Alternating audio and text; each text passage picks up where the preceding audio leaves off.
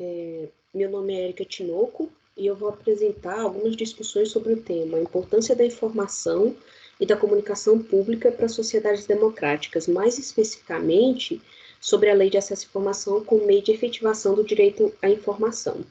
Esse trabalho, então, foi feito em parceria com a professora Georgette Rodrigues e com o professor Rodrigo Rabelo, sendo a professora Georgette a minha orientadora para a dissertação de mestrado e o professor Rodrigo o meu co-orientador. Então, eu trouxe aqui alguns elementos introdutórios para nortear a pesquisa, a apresentação. Bom, considera-se democracia como governo de poder visível, ou seja, transparente. Então, tendo em vista esse âmbito democrático, foi onde surgiu a Lei de Acesso à Informação, promulgada, então, em 2011, e que passou a vigorar apenas em maio de 2012, com a regulamentação do Decreto 7.724. Então, o direito à informação é entendido como um direito humano fundamental, constitucionalmente estabelecido. Mesmo que tenha sido promulgada, então, a lei em 2011, o acesso à informação era um direito estabelecido desde a Constituição de 88, mas passou a ser mais efetivo apenas a partir da promulgação da lei. Tendo em vista, então, o que a Lei de Acesso à Informação versa sobre informação pública, faz-se necessário também trazer essa argumentação sobre o que vem a ser informação pública e o que vem a ser comunicação pública. Então, a informação pública é aquela produzida ou acumulada pelo governo no decorrer da administração do Estado, enquanto comunicação pública é o elo entre as informações produzidas pelo Estado e a sociedade civil. Bom, o objetivo foi apresentar a importância da informação e comunicação pública para sociedades democráticas, abordando esses tópicos no âmbito da legislação de acesso à informação no Brasil.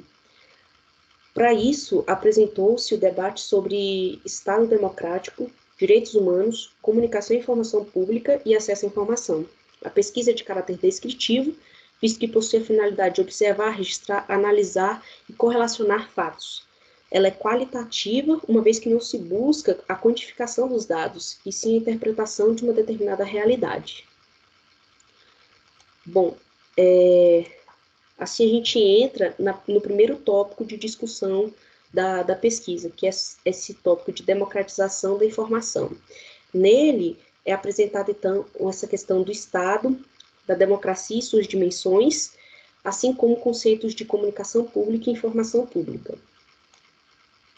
Bom, a democracia surgiu sob a perspectiva de eliminar para sempre das sociedades humanas o poder invisível e de dar vida a um governo cujas ações deveriam ser desenvolvidas publicamente, trazendo então aquela ideia de transparência novamente. A expressão Estado Democrático de Direito está diretamente relacionada com a participação popular em diversos processos, como, por exemplo, no processo político, nas decisões de governo, no controle da administração pública e, sobretudo, na afirmação dos direitos naturais da pessoa humana. Neste sentido, o governo da democracia pode ser visto como o governo do poder público em público. Então, tira aquela ideia de que as informações e que o Estado, na verdade, ele é privado, na verdade, ele é público, e que, portanto, ele deve ter suas ações divulgadas publicamente, e não sendo particular para uma determinada parcela da população. Bom, agora eu entro nessa questão das dimensões democráticas. Antes de apresentar essas dimensões democráticas de Mendonça, é importante ressaltar que existem teorias democráticas que vão usar essas dimensões, outras não, vão usar menos dimensões ou até mesmo mais dimensões. Isso porque o conceito de democracia não é algo engessado, assim como essas teorias e essas dimensões também não vão ser. Mas é importante destacar que, ao escolher uma teoria em detrimento da outra, isso não anula a existência dessa outra teoria, dessa outra dimensão. Então, elas não têm essa capacidade de se anular. No caso, nós escolhemos usar a abordagem de Mendonça, onde ele estabelece 7 dimensões democráticas. A primeira é essa autorização popular para o exercício do poder político. Então, entende-se o direito dos cidadãos escolherem, por meio de votação, de eleição, o governo que vai representá-los. A participação e autogoverno. Bom, parte do pressuposto de que somente pela via da participação, o cidadão pode construir a igualdade e a liberdade, e que se baseia não apenas a sua cidadania, como sua própria humanidade. A questão do monitoramento e vigilância sobre o poder público volta àquela ideia de transparência das informações para a sociedade, dos atos governamentais, onde possibilita, então, esse olhar de vigilância e esse controle das decisões tomadas pelo Estado. Quanto à questão da promoção da igualdade e defesa de grupos minorizados, tem justamente essa ideia de igualdade, e de igualdade. Então, esses grupos minorizados, eles têm pouca representatividade social, política e econômica. Muitas vezes estão à margem de interesses sociais. Quanto à competição política e o pluralismo, indica-se que a democracia requer pluralidade e não uma imposição de um mundo sobre as demais. Quanto à questão de discussão e debate de opiniões, indica-se que a importância do embate discursivo. E, por fim, a defesa do bem comum. Bom, essa questão de bem comum, ela é considerada meio controversa, porque é difícil mensurar o que é o bem comum. Mas, né, de acordo com Mendonça, o bem comum, então, é entendido como a base da vontade geral.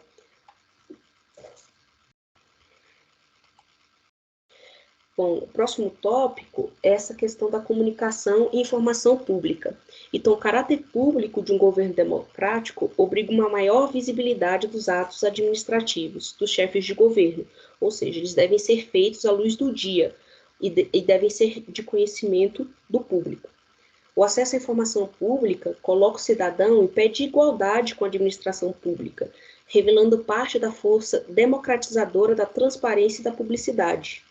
Então, para que a sociedade possa participar democraticamente dos negócios públicos, é preciso que ela tenha o direito de acesso à informação pública e é fundamental a compreensão dessa informação. Não adianta simplesmente disponibilizar uma informação, sendo que ela não seja acessível, que não seja possível entender o que está ali. Então, para a efetivação da transparência, é indispensável uma comunicação que consiga falar efetivamente com o cidadão, assim como ouvi-lo. Bom, o próximo tópico é sobre essa questão dos direitos humanos fundamentais, focando nesse direito ao acesso à informação. Bom, direitos humanos no Brasil. Antes de focar no Brasil, eu destaco, então, a Declaração de Direitos Humanos de 1948, um importante marco, né, mundial. Ela apresentou dimensões universais referentes à dignidade humana, à igualdade, assim como constituiu o fundamento da liberdade, da justiça e da paz no mundo, a fim de favorecer o progresso social e de instaurar melhores condições de vida dentro de uma liberdade mais ampla. Então, ela foi elaborada com um ideal comum a ser atingido por todas as nações e todos os povos.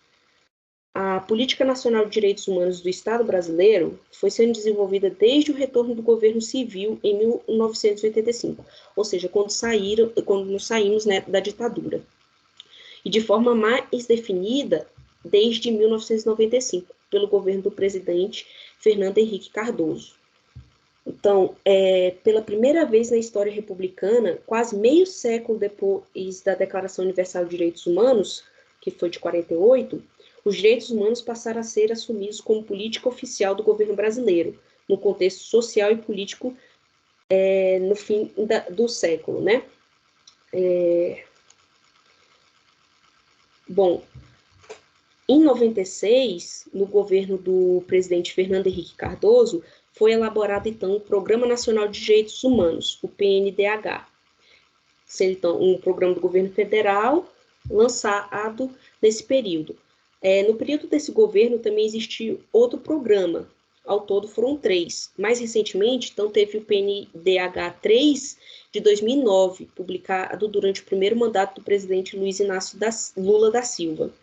Então, a partir desse terceiro documento, foram inseridas entre os eixos norteadores questões a respeito da garantia do direito à comunicação democrática e ao acesso à informação para a consolidação de uma cultura em direitos humanos. Então, fica estabelecida a importância para os direitos humanos e sim desenvolver programas de formação nos meios de comunicação públicos, como instrumentos de informação e transparência das políticas públicas, de inclusão digital e de acessibilidade. Aí, então, nós entramos especificamente sobre o direito de acesso à informação.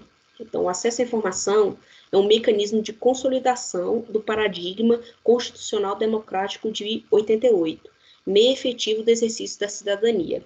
Tal garantia constitucional acabou sendo elevada ao status de direito fundamental, tornando o sigilo, o segredo e a omissão práticas incompatíveis com ideias de um Estado constitucional democrático. Aquilo que eu falei, a parte de privado, de sigilo, deixou de ser a regra e o acesso passou a ser a prioridade, né?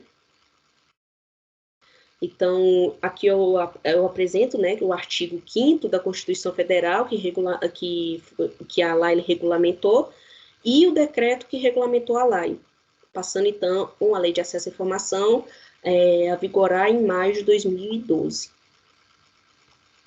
Bom, com isso, eu encerro, vou fazer o encerramento, as considerações finais, então. Uma sociedade dotada de livre acesso à informação esclarecida sobre todos os fatos e operações da administração em condições iguais, goza de muito maior capacidade de escolha do que uma sociedade sujeita à ignorância e ao segredo oficial.